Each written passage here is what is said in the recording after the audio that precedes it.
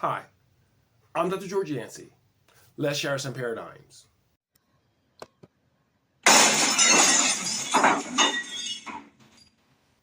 And the paradigm I share today concerns the fall of the anti-racist movement. I want to discuss some brief history and where we're at today when it comes to anti-racism. Because I think there's some important lessons to be learned here by us as Christians, but really by society in general. So let's discuss this. It's only a few short years ago when we had the horrible death of George Floyd. And that death had great importance to our society because it set off a reckoning, if you will, on dealing with racial issues. Much of the complaints that have been developed in the past by people who are concerned about racial issues, especially institutional and structural racism, were not being paid attention to. And what's known as the anti-racist movement emerged. Now, I believe I've talked about anti-racism in other videos, so I'm not going to go too much in depth here. But it was a movement that really tried to address racism on multiple levels. And you probably remember that summer. The summer of George Floyd, the summer where anti-racism became the common term people were using. People were talking about anti-racism this and anti-racism that. The most popular books being sold were anti-racism. Kendi's book, other books were being sold that were based on anti-racism. D'Angelo had the #1 bestseller on white fragility. Everyone's talking about being anti-racist. Think about today. Who's talking about being anti-racist?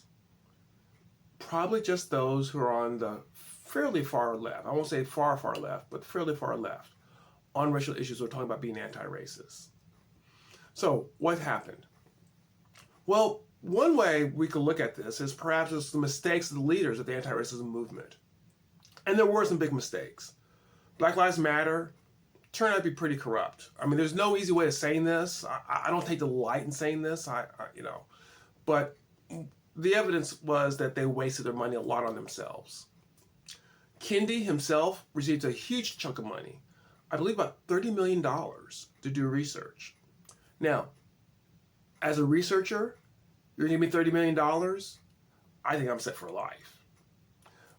But Kendi, in trying to set up his organization, proved to not be very competent. D'Angelo was caught plagiarizing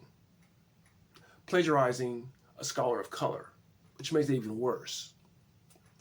So, in many ways, the leaders let themselves down and let the movement down. But I don't think this is the easy answer people will think about it, because the problems were not the same. Incompetence, greed, plagiarism. I don't think there was a common thread among leaders that said this is why anti-racism fell. I think we have to look beyond that. And here's where I've come to center myself on. I think anti-racism overplayed its hand. There's a lot of examples of people doing anti-racism very, very badly. And a lot of it, and I know that the defenders will say, well, no, we were not trying to attack white people. But if you really look at how it presented itself, there really was a sense that it's trying to stigmatize people for being white. And as a white person, your only way out was to do what anti-racism people told you to do. You had no agency. And there's one thing to make this argument, and to make an argument that whites have a responsibility, to make an argument that whites need to acknowledge some of the historical advantages they've gained, some of the ways the institution are set up, and I make that argument. There's another thing to really make it so stringently that you're not allowing disagreements. You're not allowing a real dialogue to take place. Those of you who know my racial work know I talk about how a constructive conversation, a collaborative conversation, is a better approach. So in overplaying their hand, what happened was they enabled a backlash. Now, to be sure, even at the height of its popularity, there are people who are complaining about anti-racism. But at the height of its popularity, their voices are not heard. Once the hand was overplayed, now more of these voices could be heard and could be acknowledged, could be supported, could be followed. I think that's what happened. So that not very soon after anti-racism had its heyday, you saw a backlash at school boards about, hey, they're putting CRT, which is not exactly the same thing, but it's close enough, CRT into our schools. And you saw a backlash. And this past presidential election, part of Trump's victory was a backlash against DEI, which is tied to anti-racism as well. So you saw a backlash that was motivated by the overplaying of the hand. The decline of anti-racism shows that the popularity of social movements is not assured. I will also say a mistake anti-racism made is that they link themselves so strongly to Democrats and the goals of Democrats that they cap their growth.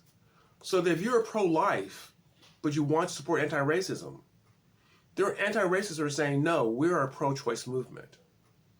And thus, your participation was limited.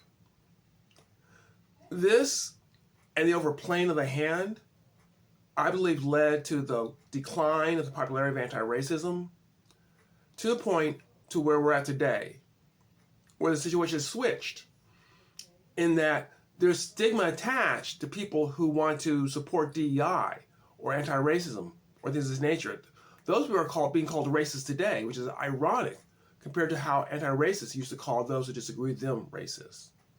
In fact, I think a lesson to learn about anti-racism is that when you overplay your hand, you set up the opposition that will defeat you. And some Christians who are participating in a Christian identity politics, in a Christian politicization, would do well to remember that lesson. Overplaying your hand can set up your own downfall. Does this resonate with you? Does this make sense? Well, I would encourage you to look at some of my other videos on race, where I really try to draw out a different perspective. And hopefully that'll give you some more insight. If you're enjoying this, please consider subscribing to my channel. Please leave a comment whether you agree with me or not. That'll help get the conversation flowing. And I would love it if you like this, that you give me a like. But thanks once again, and come back and we can shatter some more paradigms.